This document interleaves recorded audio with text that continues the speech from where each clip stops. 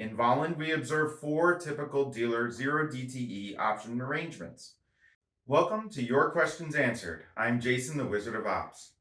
G-Dubs asked, why did these lines in the sand change in the day? For example, today from 44.50 to 44.65 at some point. And why can these BofA lines in the sand be broken or not as solid as perhaps other paradigms? Before we answer this question, let's define the terms line in the sand and paradigm. First, a line in the sand is the strike where dealers have to change their behavior.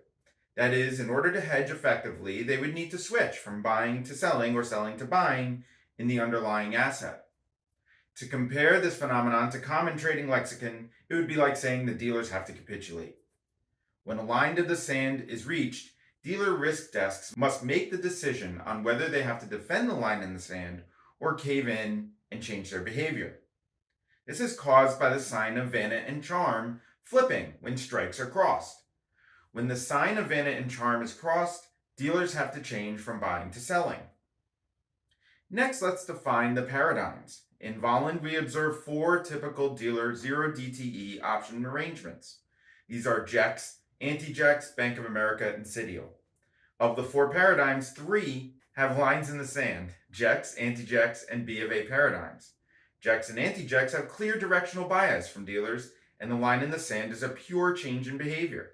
There's a target that the dealers will strive to meet because it represents Vanna and Charm balance to satisfy the directional bias the dealers have. The line in the sand represents balance against the dealer bias, which means that dealers must now transition from buying to selling or vice versa, and they must unwind their previous hedges quickly. In the BofA paradigm, the dealers have a net sold option position both above and below the underlying price.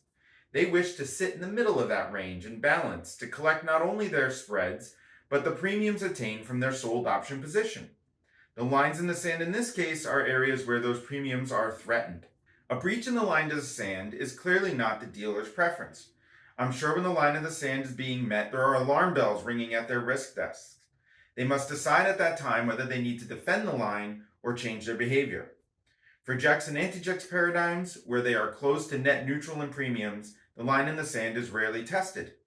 This is because their hedging efforts, and presumably the institutional customers who are buying combos and using the options to hedge underlying positions, are in the direction leading away from the line in the sand. However, it occasionally happens, and when it does, the gamma effects and unwinding of the prior hedges can create a storm.